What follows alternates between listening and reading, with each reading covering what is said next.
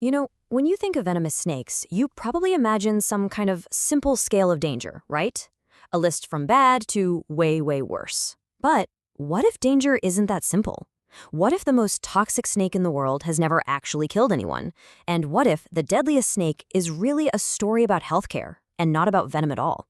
Today, we're not just looking at snakes, we're going to explore the very nature of what makes something dangerous. So let's break this concept of danger down piece by piece. We're going to look at reputation, raw potential, pure circumstance, and even a genuine scientific mystery. Because to really understand these animals, we have to look past the bite and see the whole story. And believe me, that story starts with an animal that sees you right back.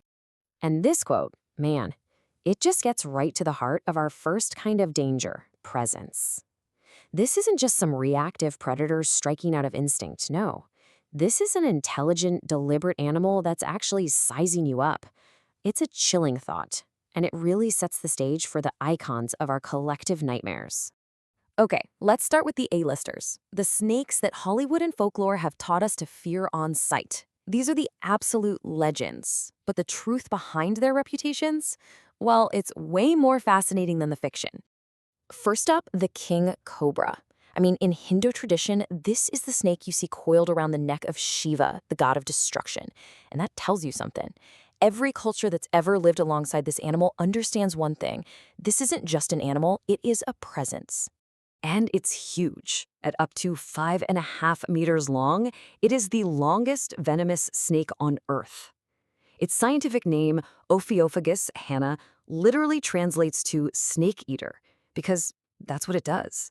It actively hunts other venomous snakes with a kind of patience that feels almost personal.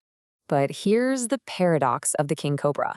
Gram for gram, its venom actually isn't the strongest out there. Not even close. Its danger comes from the catastrophic volume of its bite. We're talking enough neurotoxin to kill an elephant. It rears up to meet you at eye level, it builds nests to guard its young, and it seems to make a conscious decision about you. Its danger isn't just chemical, it's psychological. All right, next we have an icon whose reputation is built on something totally different. The black mamba. And the first thing you need to know, its name is a lie. The snake isn't black. Its skin is this gray-brown color, like dry rock or dead bark. The black part, that's on the inside of its mouth, a deep, inky warning it shows you right when it feels cornered. Its whole reputation is built on this number, 20 kilometers an hour. It's the fastest snake on Earth, fast enough to keep pace with a person running for their life. Encounters are just a blur of motion and repeated strikes, a truly terrifying mix of speed and aggression. Yeah, local names for it translate to things like the shadow of death. And with an untreated fatality rate that's getting close to 100%, you can see why. But here's the twist. The black mamba isn't aggressive. It's terrified. Every single documented attack is a case of an animal that was cornered or surprised. It evolved to survive, and it decided a long time ago that the best defense is an overwhelming offense. You scare it first, it just has much, much better follow-through. So we've seen reputation and speed, but what about the snakes that totally defy those ideas?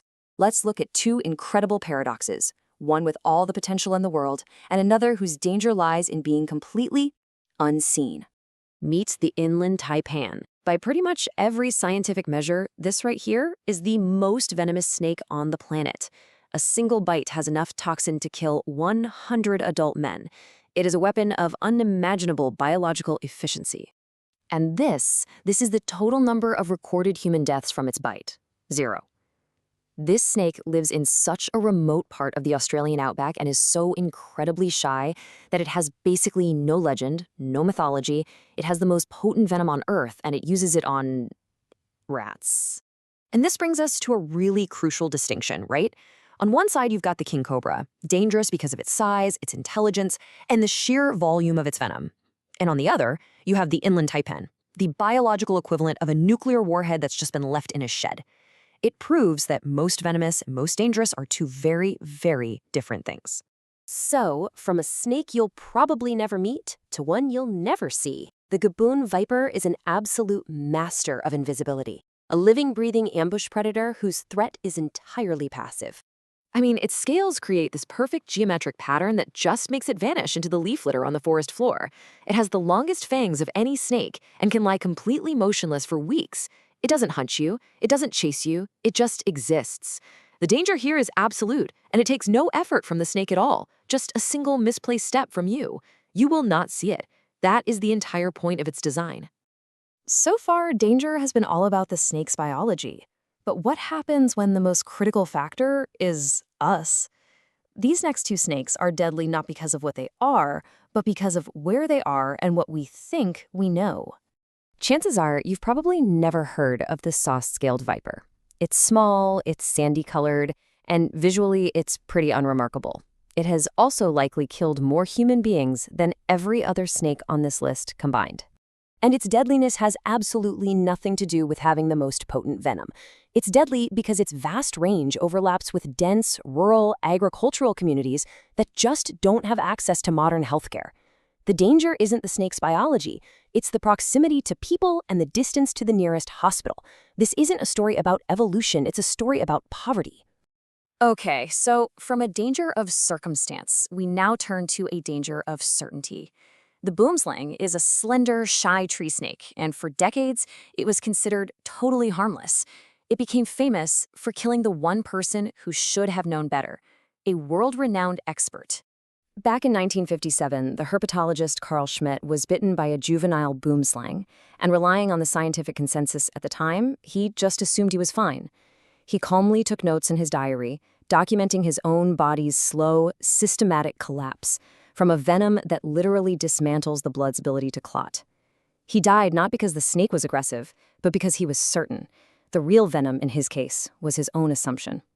So we've seen danger defined by reputation, potential, circumstance, and certainty.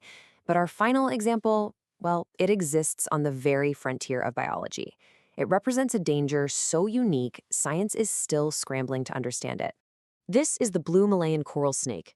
Now, most neurotoxins work by blocking signals. They paralyze you. This venom does the exact opposite. It doesn't close the gates, it locks the floodgates wide open, causing every nerve in the body to fire uncontrollably, all at once and without stopping. Death isn't stillness, it's a storm of signals that the body just cannot survive. And there's no antivenom. Not because it's impossible, but because so few people are ever bitten that it's just not considered commercially viable to develop one. So where does this leave us? We've seen that the monster of our nightmares, the King Cobra, is dangerous because of its intelligence. The blur of speed that is the Mamba is really just defending itself. The world's most toxic venom belongs to a snake that has never harmed a soul. Danger can be invisible, or it can be a simple, tragic failure of healthcare. It can even be a biological mystery, a key to a lock that shouldn't exist. Venom is a 100-million-year-old story that had absolutely nothing to do with us. We just walked into their world, built our cities over their homes, and then wrote their names into our nightmares as if they were the ones who showed up uninvited. The fear is real, the danger is real, but the story we tell ourselves about who the monster is,